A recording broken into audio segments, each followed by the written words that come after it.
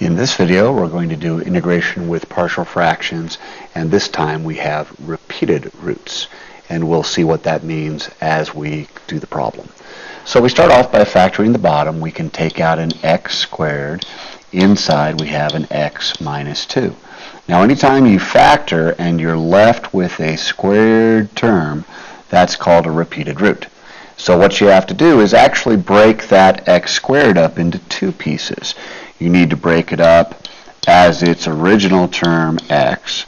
We then also need to break it up as x squared, and then our final term would be c over x minus 2. So notice we have three fractions this time instead of two.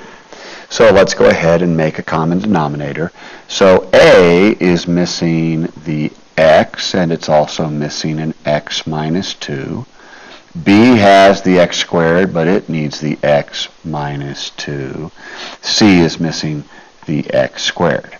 So we have ax times x minus 2 plus b times x minus 2 plus cx squared is equal to 4x squared minus 4.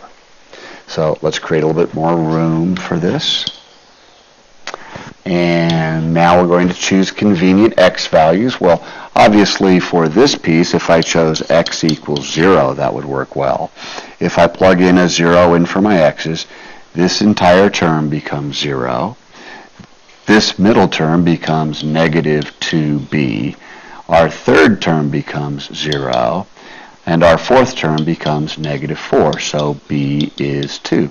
That was pretty easy. Let's pick another convenient x value.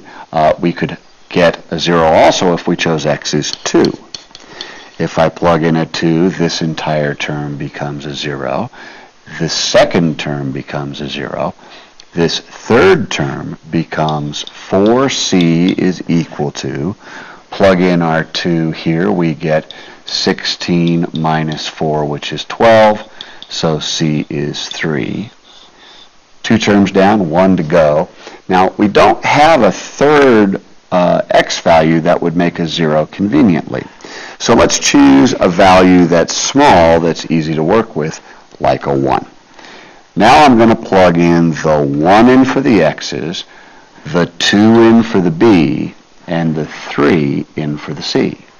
If I do that, I get a times 1 minus 2 plus 2 times 1 minus 2 plus 3 times 1 squared is equal to, and then when I plug in the 1 over here, I get 0. So now it looks to me like I have a negative a, I've got a negative 2, I've got a positive 3 is equal to 0. So I've got a negative a is equal to a negative 1, which gives me a is 1.